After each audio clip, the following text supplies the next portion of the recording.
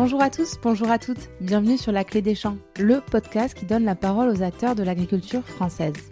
Je suis Louise Lespard et j'ai hâte de vous amener avec moi dans cette aventure.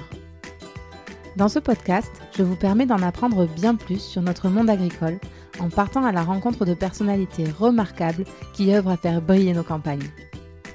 Je vous amène dans les coulisses de nos fermes pour découvrir le quotidien de ces acteurs de l'ombre pourtant indispensables à notre pays. Aujourd'hui, j'ai le plaisir de me rendre chez Maxime, producteur de foie gras dans le Gers. Chez Maxime, le foie gras, c'est une affaire de famille. Ses grands-parents, Robert et Georgette, ont transmis l'exploitation à leurs 3 enfants et c'est maintenant Maxime qui va prochainement être associé à l'affaire, suivi par ses petits cousins.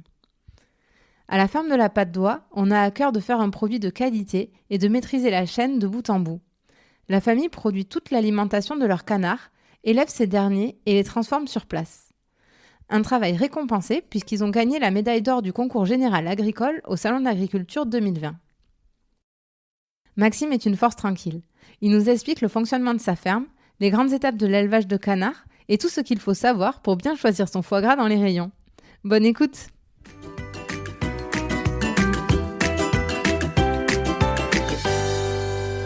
Bonjour Maxime. Bonjour Louise. Merci beaucoup de m'accueillir sur ta ferme, la ferme de la Patte d'Oie. Merci à toi d'être venu. Alors pour commencer, est-ce que tu pourrais te présenter, nous expliquer où c'est qu'on est actuellement ? Alors bonjour à tout le monde, moi j'appelle Maxime Pérez. On se trouve sur la ferme familiale à Saint-Michel, une ferme en polyculture élevage où on élève, on gave et on transforme des canards. Et on a une petite partie céréalière où on produit du maïs, du blé et du soja pour l'alimentation des canards. Ça a été quoi le déclic pour toi de devenir agriculteur ? Ton père là travaille sur la ferme, tes grands-parents avaient la ferme. Qu'est-ce qui t'a poussé à toi aussi t'investir sur le projet ? Au début j'étais un peu incertain, dans mes années collège je voulais pas forcément me tourner vers l'agriculture. Mais au fur et à mesure je me suis intéressé un peu à la ferme et j'ai commencé à mettre ma main dans le milieu agricole et à aider mes grands-parents et mes parents. Mais voilà, je me suis rendu compte que c'était vraiment le métier que je voulais faire et qui m'intéressait, quoi. Et tu nous expliquais, donc vous faites à la fois des canards et à la fois la partie culture pour nourrir vos canards. Combien de canards vous avez ici qui passent chaque année ? Alors on élève à peu près 30 000 canards par an. Nous on en gave à peu près ensuite 9 000. Le reste des canards étant vendus en canards prêts à gaver à des producteurs indépendants qui ont fait le choix de ne pas élever ou qui ne peuvent pas et qui vont venir chercher des canards en âge d'être gavés pour les engraisser chez eux et faire leur transformation à la ferme. Voilà, donc après sur les 9000 canards que l'on gave, on va entièrement les transformer sur la ferme. Et tous les canards qui ont été élevés et gavés sur la ferme vont être alimentés avec les céréales de la ferme, exclusivement du maïs, du blé et du soja produits sur les 120 hectares de culture, de surface agricole utile.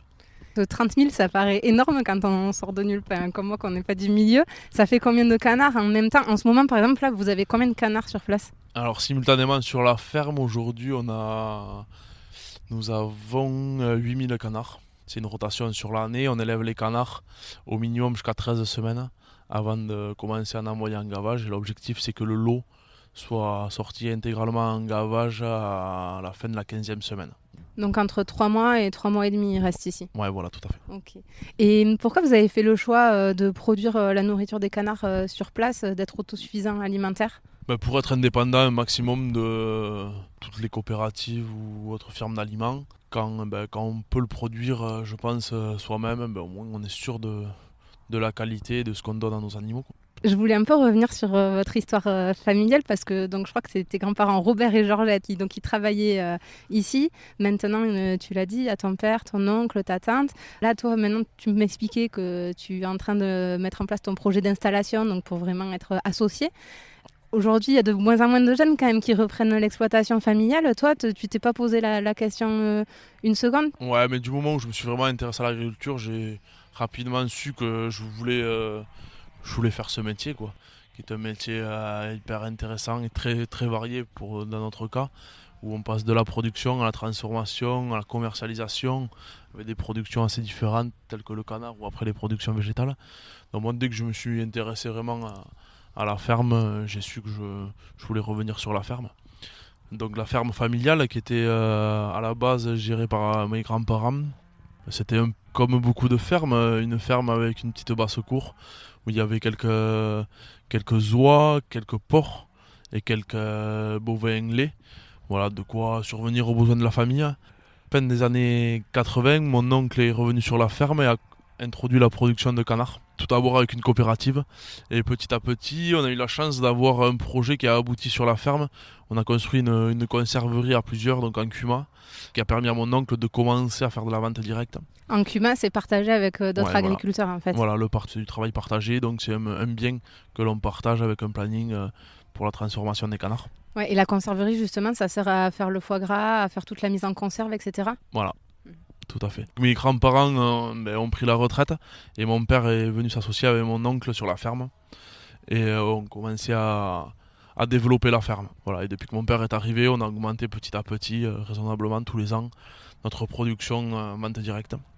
Et moi maintenant, il y a 6 ans que je suis revenu sur la ferme, où je suis salarié du coup depuis 6 ans. Je suis en train de finaliser mon parcours d'installation. Et depuis 2 mois, mes petits cousins sont arrivés sur la ferme, mes 2 petits cousins qui ont eu 20 ans. Quand tu dis projet d'installation, c'est quoi aujourd'hui les démarches que tu dois faire pour être associé à la ferme ? Ouais, les démarches que l'on doit effectuer donc pour s'installer, on a des formations obligatoires auprès de la chambre d'agriculture. Et ensuite, on doit monter un projet que l'on doit étudier économiquement, socialement et l'implanter sur notre ferme pour justifier en fait l'introduction d'une personne supplémentaire sur la ferme. Voilà, moi, mon installation est passée par un achat foncier de 29 hectares pour atteindre l'autonomie alimentaire. Okay. Voilà. Et toi, si c'est pas indiscret, ça demande un investissement de combien pour que les gens aient une idée ? L'investissement que j'ai réalisé pour l'achat foncier est de 320 000 euros. Plus un rachat de part sociale à mon père d'environ 35 000 euros. C'est un vrai sujet, ça, aujourd'hui, l'endettement pour des gens qui s'installent. Enfin, pas l'endettement, l'investissement. Aujourd'hui, ça peut être un frein, non ? Toi, tu as déjà la chance d'avoir entre guillemets 3 générations qui gèrent la ferme, et peut-être plus d'ailleurs, on n'a pas remonté plus haut, mais j'imagine plus. Mais quelqu'un qui démarre de zéro, un jeune aujourd'hui qui veut faire ce que tu fais, c'est compliqué, non ?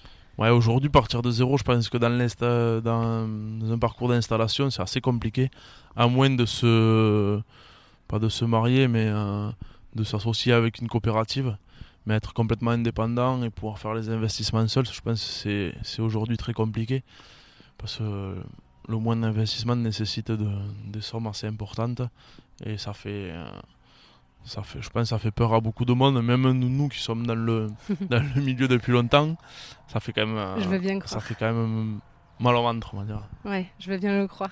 Et alors, comment on fait pour travailler en famille ? C'est quoi le secret ? Parce que déjà, des fois, pour certains, aller vivre avec ses parents quelque temps, c'est compliqué. Pour travailler comme ça, comment tu trouves ta place ? Est-ce que tu as de nouvelles idées ? Est-ce qu'elles sont bien reçues ? Comment ça se passe ? Ouais, alors bon, je travaille en famille. Pour le coup, je vis plus avec mes parents parce que justement, ça fait du bien de couper le soir et de pas vivre dans la même maison que ses parents, alors qu'on travaille déjà toute la journée avec eux. Mais le secret, je pense qu'il n'y a pas forcément de recette miracle, mais après, on a la chance d'avoir une répartition un peu du travail qui s'est installée au fur et à mesure assez logiquement. Mon père s'occupe beaucoup de la partie transformation. Moi, je travaille un peu plus avec mon oncle sur la partie élevage et gavage et production végétale. Voilà, mes petits cousins sont en train de reprendre un peu chacun une branche de la ferme. Il y a également ma tante qui s'occupe beaucoup du commerce et de la partie administrative, qui est de plus en plus importante. Et après, bon, je pense qu'il faut pas mal dialoguer, et beaucoup dialoguer pour pas qu'il y ait de conflits de famille. Bon, après, il y a tout le temps des petits désaccords entre les générations, mais rien de trop compliqué pour le moment. Comme dans toute entreprise, ouais, finalement. Je pense. Bon, mais parfait. Merci beaucoup, Maxime. Je te propose qu'on poursuive à l'intérieur pour parler canard et puis foie gras quand même. Allez, ça marche. À de suite.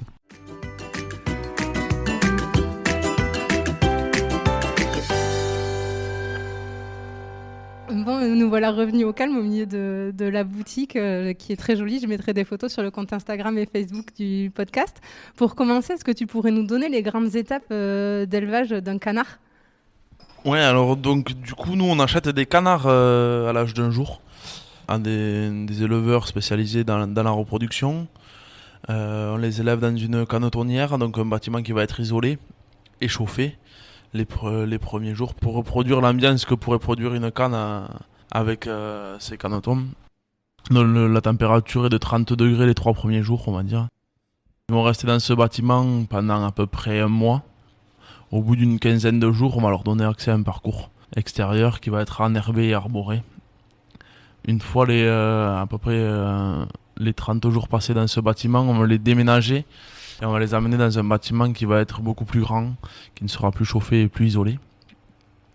Où c'est qu'il y aura un parcours également beaucoup plus grand. Et ils vont être en liberté jusqu'à 13 semaines d'âge. Voilà. Donc ça fait 2 mois supplémentaires, grosso modo, dans ce bâtiment. Voilà, ouais, 2 mois et demi de plus dans ce bâtiment. Autour de ce bâtiment, il y aura un parcours de 2 hectares qui sera enherbé et arboré. On a replanté à peu près 3000 arbres sur la ferme. Donc on s'est rendu compte qu'associer le végétal et l'animal, c'est beaucoup de bienfaits pour les deux.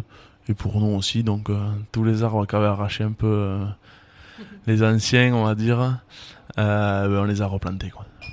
Ok. Et ensuite, une fois qu'ils ont passé ces 3 mois, ils partent en salle de gavage, c'est ça? Voilà, donc à partir de la 13e semaine d'élevage, on va commencer à piocher des canards dans le lot pour les envoyer en gavage, soit chez nous, soit chez des gaveurs qui viennent acheter des canards. Et l'objectif étant qu'entre la 13e et la 15e semaine, tout mon lot soit parti en gavage. D'accord. Voilà. Quand tu dis piocher, il faut que le canard il soit suffisamment gros pour partir en gavage ou c'est quoi? Non, je dis piocher, mais c'est juste attraper les canards. Et voilà, si vraiment il y en a un qui est vraiment plus petit, on lui laisse 15 jours de plus pour atteindre un poids de 4 kg, 3, 4 kg 5. Quoi. Ok. Et du coup, pour se pencher un peu plus sur cette question du gavage, puisque donc ils passent 3 mois en totale liberté, donc ensuite ils ont ces 12 jours où ils vont être dans la salle, c'est ça? Ils sont dans des parcs collectifs, c'est ce que tu m'expliquais? Ouais, voilà, donc c'est des parcs collectifs de 3 mètres carrés, où c'est qu'il va y avoir entre 12 et 15 animaux. Quoi. Et tu peux nous expliquer en quoi consiste le gavage, concrètement? C'est quoi? Alors, le gavage, en fait, c'est ce qui va nous permettre de développer le foie du canard. Il faut savoir qu'à l'état sauvage, le canard est un oiseau migrateur. Donc il a la faculté de se gaver naturellement pour pouvoir migrer. C'est-à-dire qu'un animal sauvage, une oie ou un canard, va naturellement dans son état naturel, va s'engraisser, va se suralimenter pour faire des réserves dans son foie et dans ses graisses abdominales pour pouvoir migrer pendant 10-12 jours sans consommer d'aliments et vivre sur ses réserves. C'est ce phénomène-là qui nous permet d'engraisser un canard. Ok, et donc il a combien de repas par jour? 2 repas, un le matin, un le soir. Uniquement avec du maïs en grains. D'accord. Donc, et l'acte du gavage, c'est-à-dire le moment, est-ce que tu peux nous expliquer comment ça se passe concrètement de gaver un canard, ça veut dire quoi? Et combien de temps ça dure, le repas? Alors donc, tout le gavage à la ferme se fait manuellement, donc on attrape les canards les uns après les autres.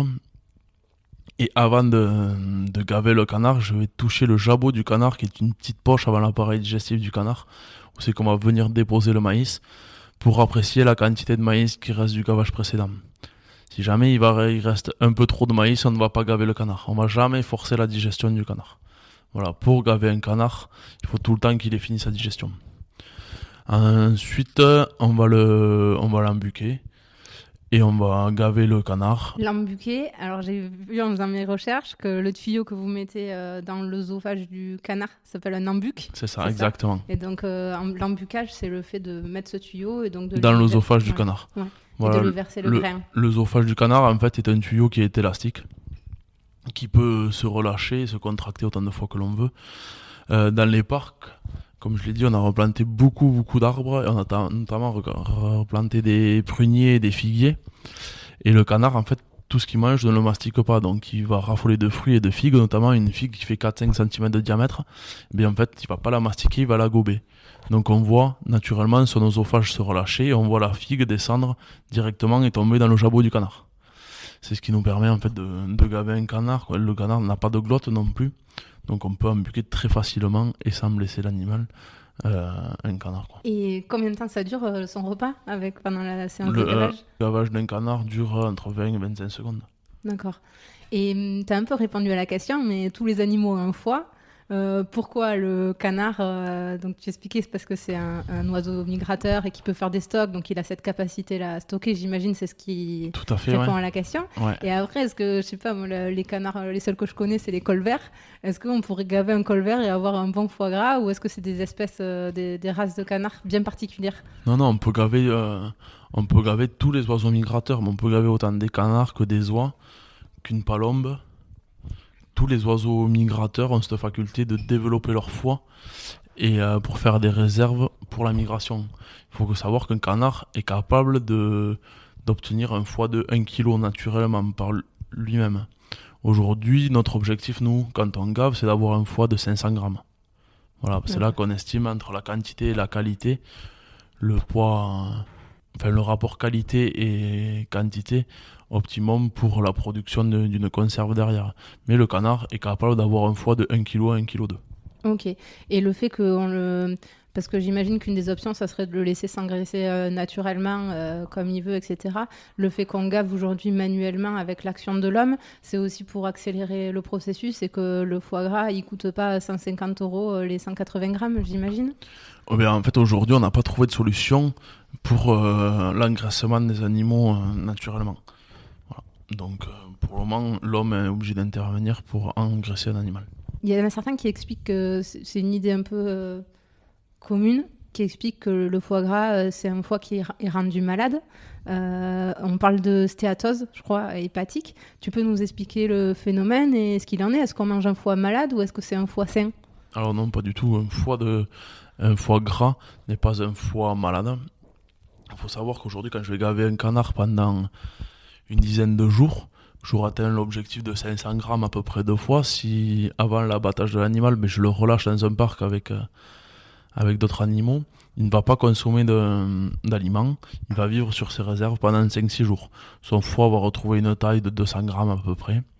Et une fois que son foie sera revenu à une taille de 200 grammes, je pourrai recommencer un gavage tout à fait normal. Okay. C'est ce qu'on appelle la réversibilité d'un foie de canard. Okay. Donc cette stéatose, en fait, c'est un phénomène naturel du canard qui n'a rien à voir, par exemple, avec une cirrhose d'un être humain, où là, c'est pour le coup un foie malade. Ah non, du tout. Un foie gras n'est pas du tout un foie cirrhosé. En aucun cas est un foie cirrhosé. Et il y a un dernier point sur lequel j'aurais aimé échanger avec toi, c'est qu'en ce moment, il y a un autre virus qui s'appelle la grippe aviaire, qui concerne plutôt justement les canards et autres oiseaux. Je crois qu'en 2016-2017, l'impact avait été catastrophique. Tu peux nous raconter? Ouais, donc ce virus s'était passé dans le sud-ouest de la France fin 2015, début 2016. Depuis ces années-là, on avait eu la chance d'être épargné par ce virus. On avait mis également des choses en place pour éviter que le virus ne revienne, pour améliorer nos nettoyages et nos désinfections. Mais aujourd'hui, on a alerté, parce que ce virus est surveillé en permanence dans l'Europe entière. Aujourd'hui, on connaît des sites de production qui ont été plombés par ce virus dans l'Europe de l'Est, en Allemagne. Donc la France est en alerte. Nous avons également confiné nos animaux. Tout le monde est confiné. Et voilà, premier vecteur de cette maladie est l'oiseau migrateur, donc qui se promène actuellement, qui part du nord de l'Europe, du nord de l'Europe pour descendre vers l'Afrique, vers des zones plus chaudes. Donc du coup, on met un maximum de choses en place pour éviter que ces oiseaux qui passent dans le ciel ne rentrent en contact avec nos animaux, quoi. Ouais, parce que le risque, c'est qu'ils se posent là au milieu de tes canards et qu'ils leur refilent le virus, en gros. Voilà, tout simplement. Ouais. Et là, après, une fois que si ton... Je sais pas comment on dit, ton cheptel, Ouais, si les animaux... si tes animaux sont touchés, il se passe quoi? C'est abattoir pour tous les canards? Ouais, malheureusement, ouais. Vous n'avez pas été touché la première fois que c'est passé? Pas la première année, mais la seconde, on a été touché, ouais. Donc après, on a vidé notre ferme, on a nettoyé, on a désinfecté. Et avant de reprendre une activité tout à fait normale. Mais pour le moment, rien d'encore trop alarmant. Il n'y a pas de cas avérés encore en France, donc voilà. Juste des mesures à prendre pour éviter que l'on soit impacté, quoi. Ouais. Quand là, ça vous est arrivé, ça veut dire que les hangars, ils restent sans canards pendant combien de temps? Nos hangars sont restés 6 mois vides. Voilà, de fin décembre à début juillet, donc ça a été. Économiquement, c'est un vrai coup dur, non? Il y avait des aides, comment ça se passe? Ouais, on a eu la chance d'être relativement bien aidé par l'Europe. Mais bon, après, c'est quand même économiquement, c'est une très mauvaise période. Socialement, c'est très compliqué parce que enfin, c'est vraiment des très très mauvais souvenirs. Donc voilà, on a mis un maximum de choses en place pour pas que ça revienne. Bon, ben, on croise les doigts et puis comme tu dis, je pense maintenant on est mieux préparé aussi pour essayer d'éviter tout ça, Oui, oui, je pense. j'espère. Alors maintenant, j'aimerais bien qu'on parle du foie gras en lui-même quand même, puisque c'est quand même la meilleure partie, à mon sens en tout cas. Est-ce que tu peux nous expliquer comment on fait un foie gras? Alors l'objectif pour nous au moins est de faire le foie le plus rapidement possible après l'éviscération. C'est-à-dire après qu'on ait retiré le foie du canard. Moins on attend, plus on garde la qualité du foie. Voilà. Donc l'objectif étant de le refroidir le plus rapidement possible pour après le déveiner, le calibrer, le saler et le mettre en pot. Voilà. Après, il existe différentes gammes de produits. On a le foie gras en conserve traditionnelle, comme faisaient un peu nos grands-parents, qui est une conserve qui va être stérilisée. Donc cuit à plus de 100 degrés, on va pouvoir la conserver 3 ans cave ou placard. Aujourd'hui, maintenant, la consommation se tourne plus vers des produits mi-cuits, donc des produits qui vont être cuits à plus basse température, qui vont se conserver au frigo. Mais moins je fais cuire le foie, moins il va se conserver longtemps, mais plus il va garder de saveur. Voilà. Après, nous, on a fait le choix de juste mettre du sel et du poivre dans toutes nos fabrications. Voilà. Ok. Donc quelqu'un qui veut faire du foie gras chez lui, finalement, il pourrait juste acheter un foie cru, mettre du sel, du poivre, le mettre dans une conserve, le stériliser, et puis on est bon, quoi. C'est rien de... Il n'y a pas de transformation, en fait. Non, une fois que le foie est déveiné, c'est un peu la partie la plus complexe Ouais. à faire, enfin à réaliser. Mais après, non, il n'y a pas de grande difficulté. Et tu nous parlais des deux grands types de foie gras, donc le mi-cuit et le conserve. On a Ouais. compris que c'était des différences de cuisson. Le mi-cuit, du coup, a plus de goût et plus d'arôme, C'est ça. de ce que j'en ai déjà goûté en tout cas. Et après, ça se décline, je crois, en foie gras entier, en foie gras tout court et en bloc de foie gras. Tout à fait, ouais. Ouais, tu peux nous expliquer Alors, les différences? le foie gras entier, c'est une appellation qui veut dire que vous avez 1 à 2 morceaux de foie provenant du même lobe. Un lobe, c'est quoi? C'est un bout de foie gras? Le lobe, c'est C'est le foie gras. le foie gras. Ok. Voilà. Donc, dans le foie gras entier, vous avez 1 à 2 morceaux de foie provenant du même foie. Dans l'appellation foie gras, vous pouvez avoir plusieurs morceaux de foie de plusieurs foies différents. Et après, il y a une troisième appellation qui est le bloc de foie gras. C'est du foie gras qui va être émulsionné avec un pourcentage d'eau. Donc, c'est un foie gras qui va avoir une texture beaucoup plus souple, et, mais qui va avoir un goût assez proche d'un foie gras. Voilà. Fait Ok. d'un foie gras entier. Et je vais passer à la question de l'auditeur, puisque avant de venir, je demande aux gens sur le compte qu'est-ce que vous aimeriez savoir. Et là, c'est Paul qui te demande comment on fait pour bien choisir son foie gras en supermarché. Parce que franchement, c'est vrai que quand on arrive pour Noël dans le rayon et qu'on voit tous ces types de... On a du sous-vide, on a du bocal, on a de la terrine, on a le mi-cuit, on a le foie gras entier, le conserve. Comment on fait pour pas se tromper et choisir le bon foie gras dans le rayon? Alors voilà une très bonne question. Mais Merci, Paul. Du coup, moi je conseillerais plutôt de partir sur du foie gras de canard entier mi-cuit, sous vide ou en bocal comme l'on veut. Mais un foie gras qui a été cuit à plus basse température, qui va conserver un maximum de saveur. D'accord. Ça marche. Et après, il y a des appellations sur lesquelles il faut faire, enfin, par exemple, l'IGP, le label rouge. Ouais. Est-ce que c'est des éléments différenciants auxquels on peut se fier? Ouais, bien sûr, on peut se fier à tous ces labels. Donc, il y a notamment le label rouge ou l'IGP, qui est une certification géographique de production. Le label rouge, qui est plus un gage de qualité. Voilà.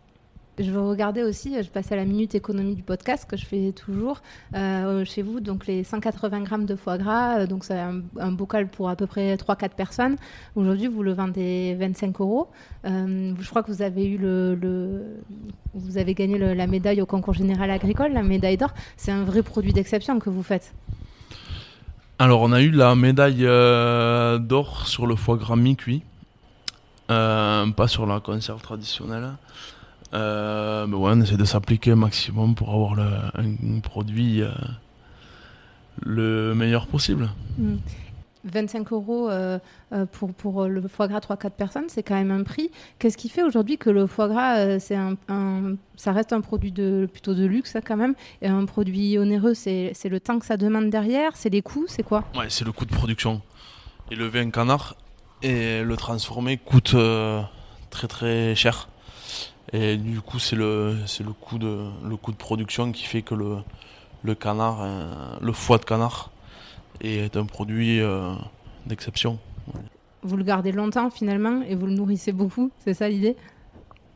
Ouais, après c'est pas propre, je pense que c'est pas propre à notre exploitation, mais en général, ouais, Oui, bien sûr, en général, ça coûte cher déjà d'élever un canard qui demande beaucoup de soins et d'entretien. Donc voilà. Et après toute la partie transformation est également très onéreuse à main d'œuvre. Donc ouais, c'est ce que voilà. j'allais dire. Tu me disais que vous aviez 15 salariés agricoles qui travaillaient sur la ferme quand même, notamment dans la conserverie pour transformer le foie gras. Une grosse partie de la main d'œuvre est utilisée en conserverie, mais il y a également des gens qui travaillent sur l'élevage, 2 personnes à mi-temps qui travaillent sur l'engraissement, et après beaucoup en conserverie et de plus en plus maintenant dans des bureaux, donc pour faire tout le suivi administratif et commercial qui demande de plus en plus de temps, quoi. Et vous, comment vous vendez vos foie gras aujourd'hui? Vous passez tout en vente directe, tu nous disais?